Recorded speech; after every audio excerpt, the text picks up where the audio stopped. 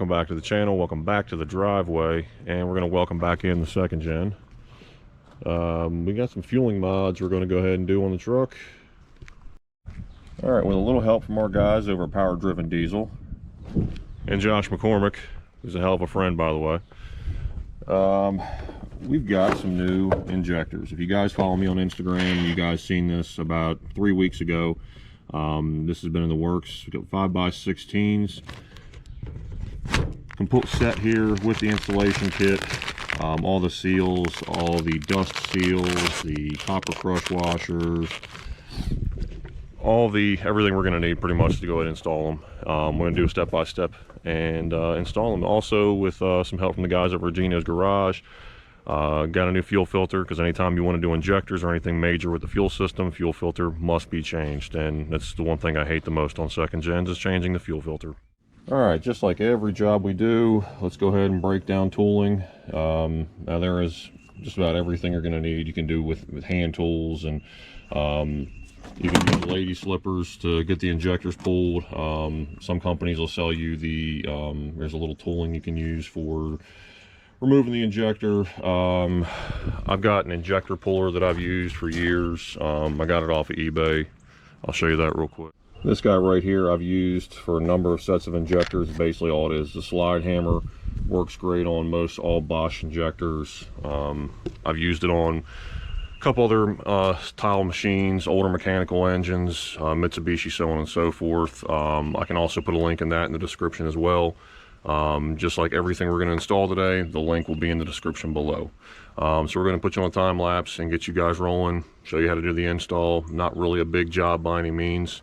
If you've pulled your fuel lines off before, pretty much standard protocol. Pull the fuel lines. If you have to, pull the intake horn, and then basically step by step, 15/16 for the hold down nut, 10mm for the return. Pull the return line, at least get it out the way, and then you can individually just pull the injectors one at a time.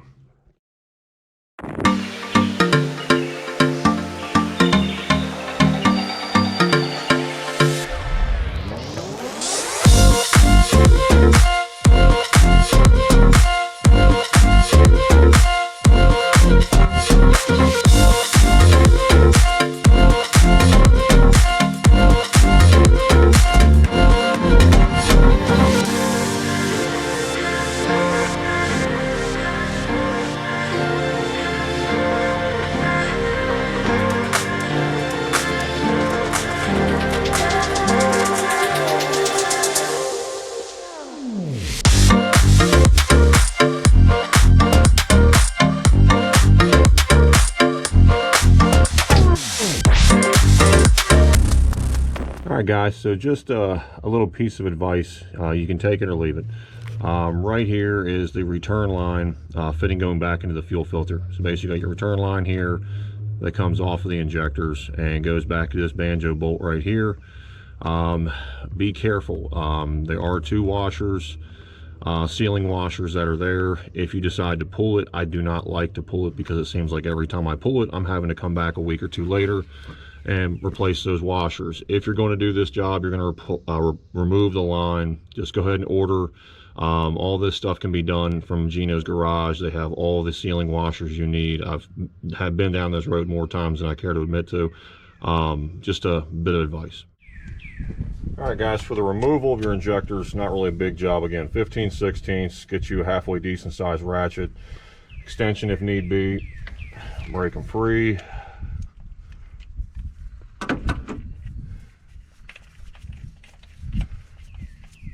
Unthread the dust cap, or the hold down nut, sorry.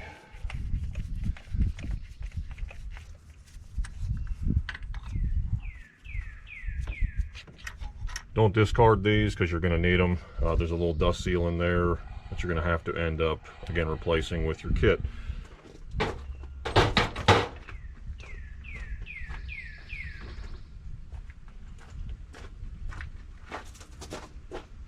Now you can get your injector puller or whatever you decide to use. These shouldn't be that bad. I replaced these literally about 2 years ago, so with any luck, they come right out. So just like that. Boom. All right, so we're going to go ahead and pull the rest of them, and we'll catch back up before install.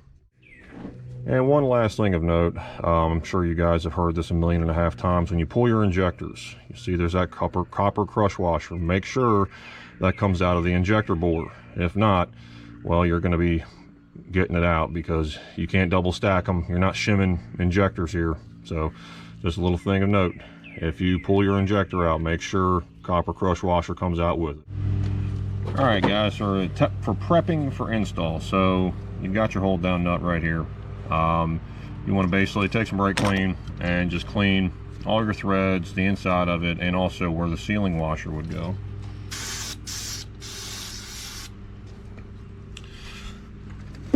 Once you clean that off real good, and you can prep the install for the little dust seals. Again, not really a major need for say, but they're just there to, again, keep dust and debris out of the injector bore.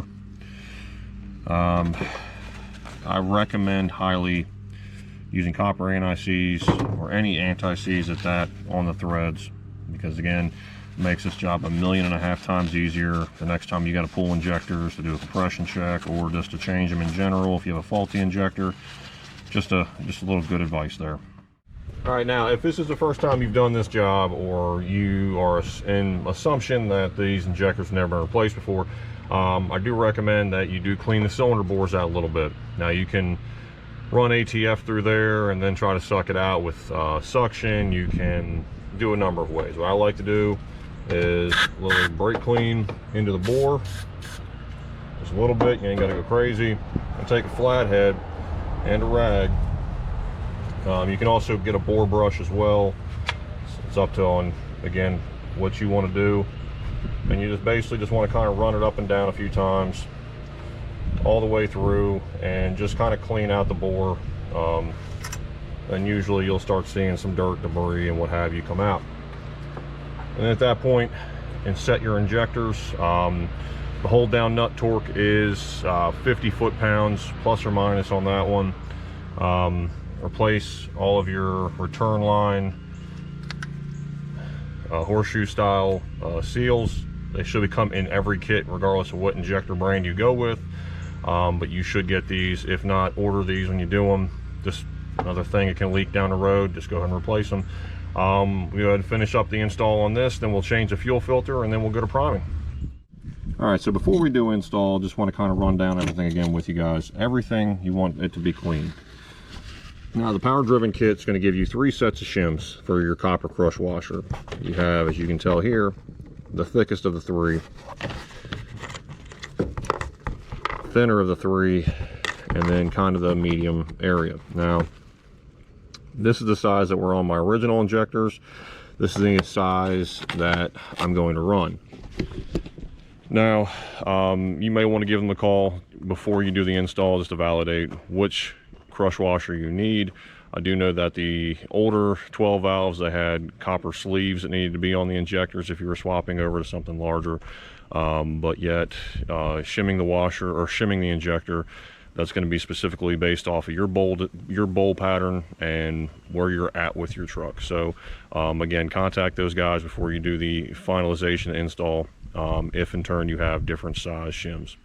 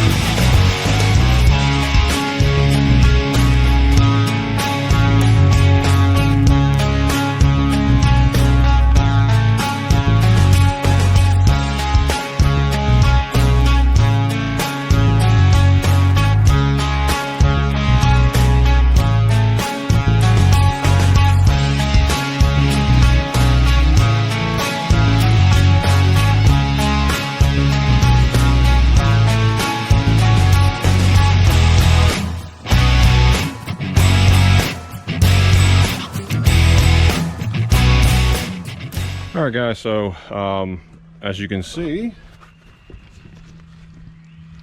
we've got all of our injectors all installed, return lines installed, and for the most part, we're good to go there. I leave most all the injectors loose to begin with, as far as the hold down, or the lines, I'm sorry. I leave the lines loose, and that's where I start. I start with all 6 of them loose, and then as I start seeing fuel come out, that's when I go ahead and start to tighten one up at a time.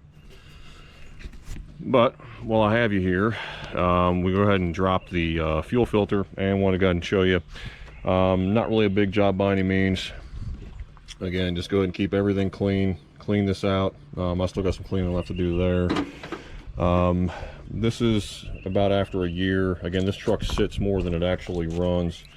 So as you can tell, I've probably got roughly probably about 6,000 miles on this fuel filter. Not much, but again, truck sits more than anything else, and it runs pretty much some kind of questionable quality fuel.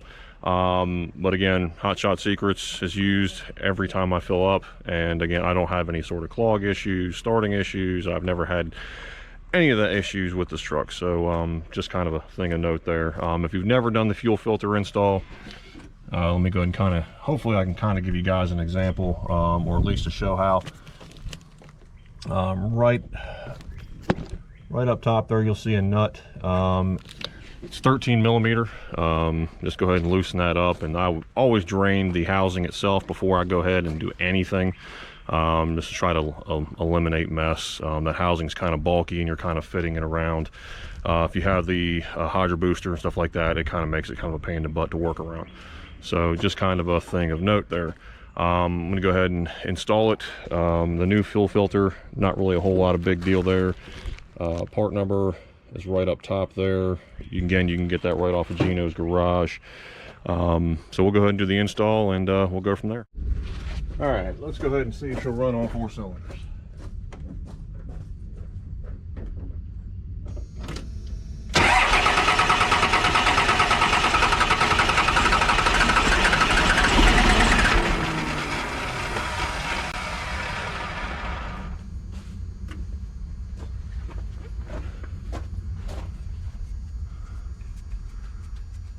Almost there.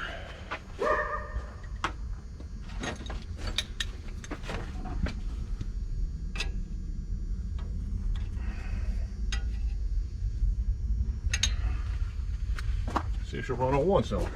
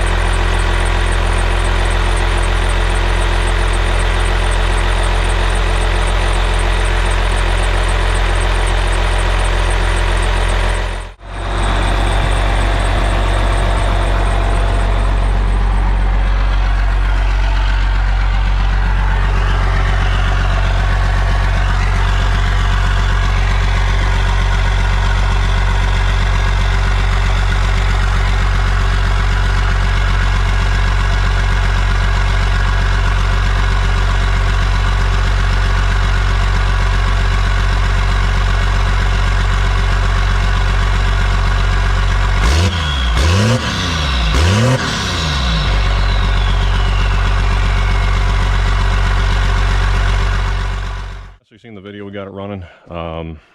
They run better on 5 cylinders than they do 4. So we're going to go ahead and pack up and go for a little test drive and see how she runs. So just stay tuned.